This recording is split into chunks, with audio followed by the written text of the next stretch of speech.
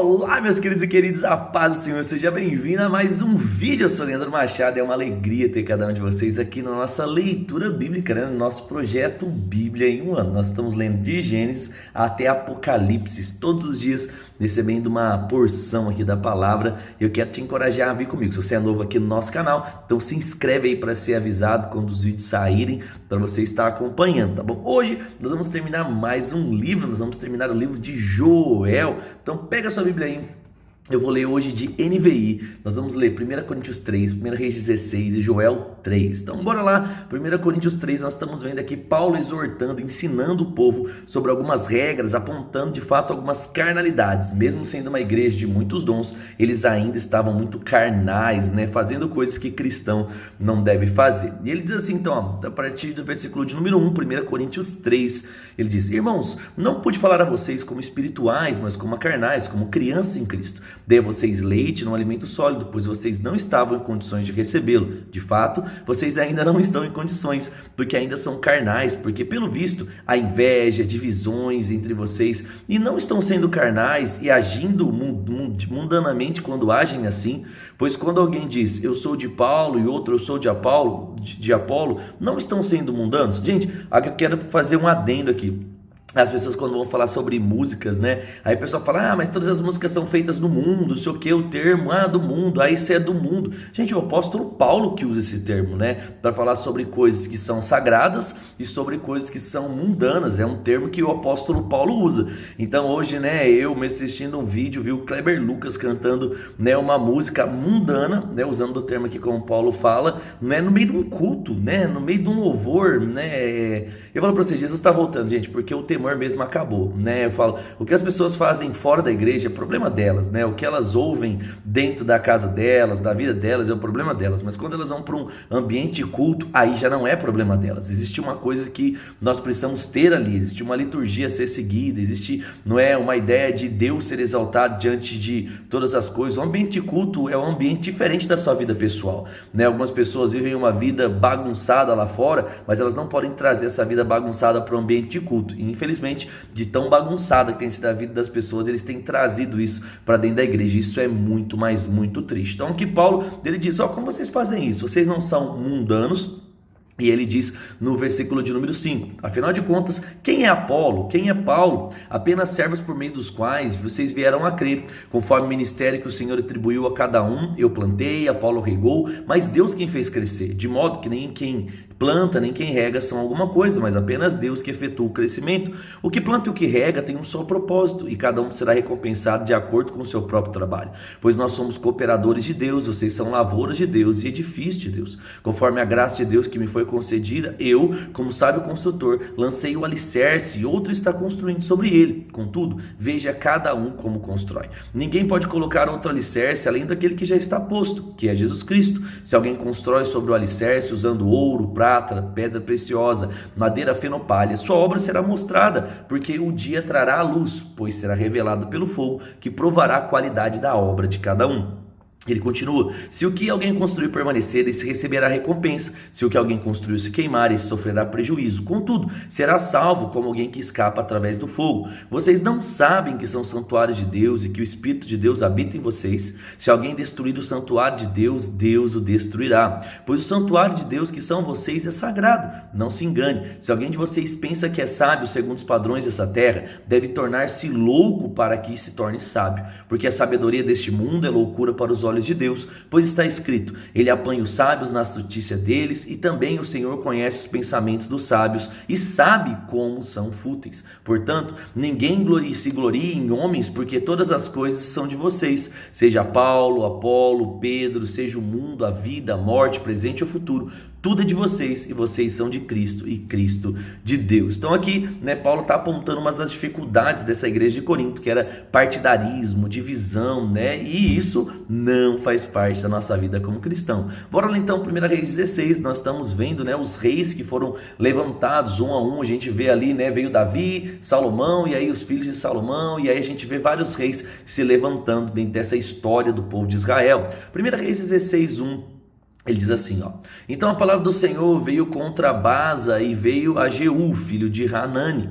Eu o levantei do pó e o tornei líder de Israel, o meu povo, mas você andou nos caminhos de Jeroboão e fez o meu povo pecar e provocar a minha ira por causa dos pecados dele. Só para aqui, ó, você que está caindo de paraquedas hoje aqui, o povo de Israel gostava de bagunçar, né? Gostava de fato virar as costas para Deus, adorar outros deuses, né? Seguir a cultura de outros povos.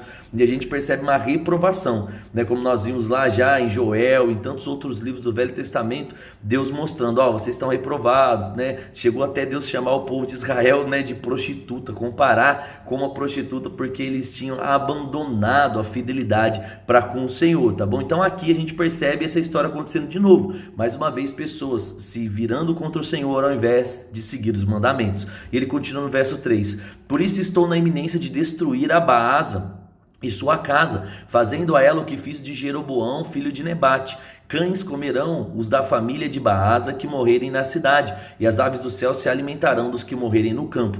Dos demais acontecimentos do reinado de Baasa, seus atos, suas realizações, estão escritos nos registros históricos dos reis de Israel. Baasa descansou com seus antepassados e foi sepultado em Tirza, e seu filho Elá foi o seu sucessor. A palavra do Senhor veio por meio do profeta Jeú, filho de Hanani, a Baasa e sua família, por terem feito o que o Senhor reprova, provocando a sua ira, tornando-se como a família de Jeroboão, e também porque Baasa destruiu a família de Jeroboão. Verso 8: no 26º ano do reinado de Asa, rei de Judá, Elá, filha de Baasa, tornou-se rei de Israel e reinou 2 anos em Tirza.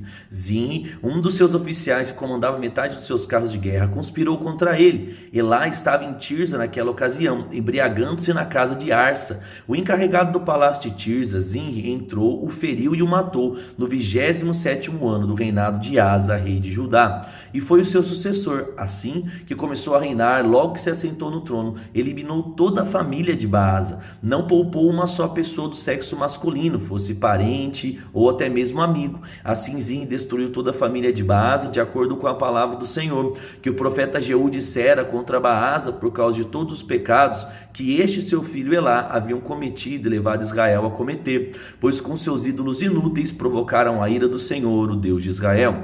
Os demais acontecimentos do reinado de Elá e tudo o que fez estão escritos nos registros históricos dos reis de Israel. Verso 15. No 27º ano do reinado de Asa, rei de Judá, Zinri, reinou 7 dias em Tirza. O exército estava acampado perto da cidade filistéia de Gibeton. Quando os acampados souberam que Zinri havia conspirado contra o rei e que o tinha assassinado, no mesmo dia, ali no acampamento, o proclamaram rei Onri, o comandante do exército sobre Israel. Então Onri e todo o seu exército saíram de Gibeton e sitiaram Tirza.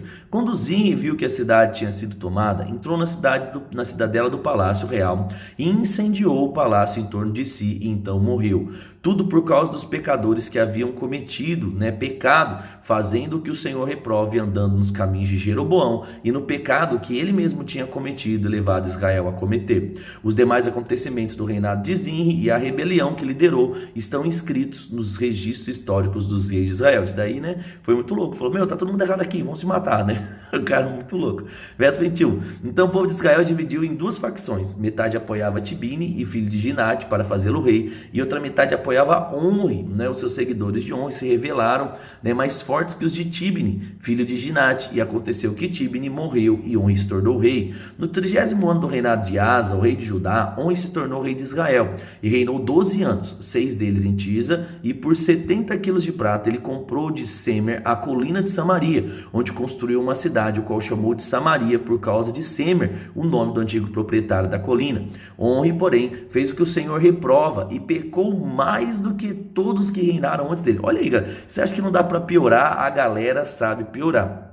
Ele continua, andou nos caminhos de Jeroboão, filho de Nebate, e no pecado que ele tinha levado de Israel a cometer, e assim com seus ídolos inúteis provocou a ira do Senhor, o seu Deus de Israel.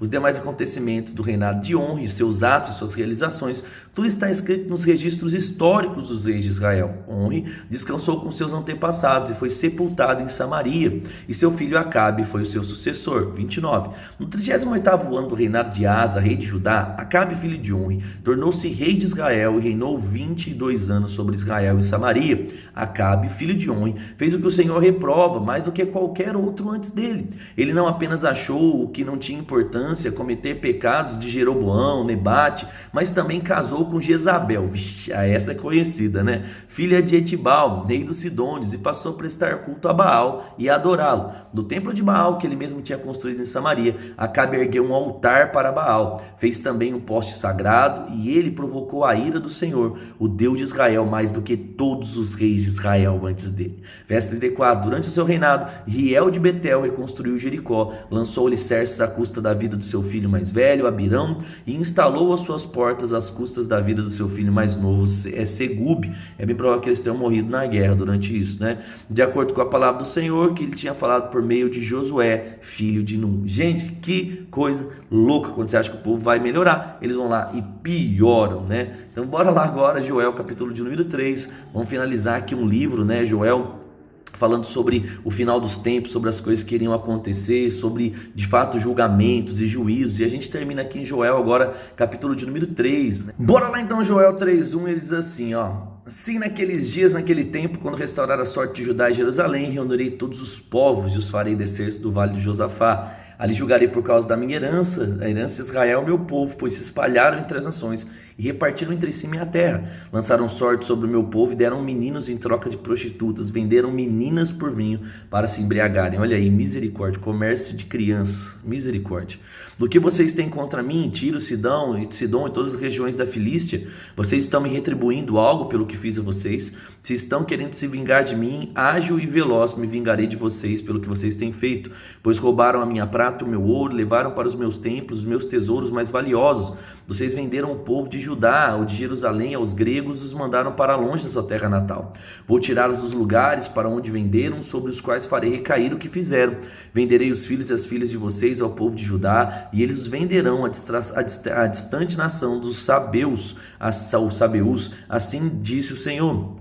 Proclamem isso entre as nações, preparem-se para a guerra, despertem os guerreiros, todos os homens de guerra se aproximem e ataquem, forjem os seus arados, fazendo deles espadas, e de suas foices façam lanças.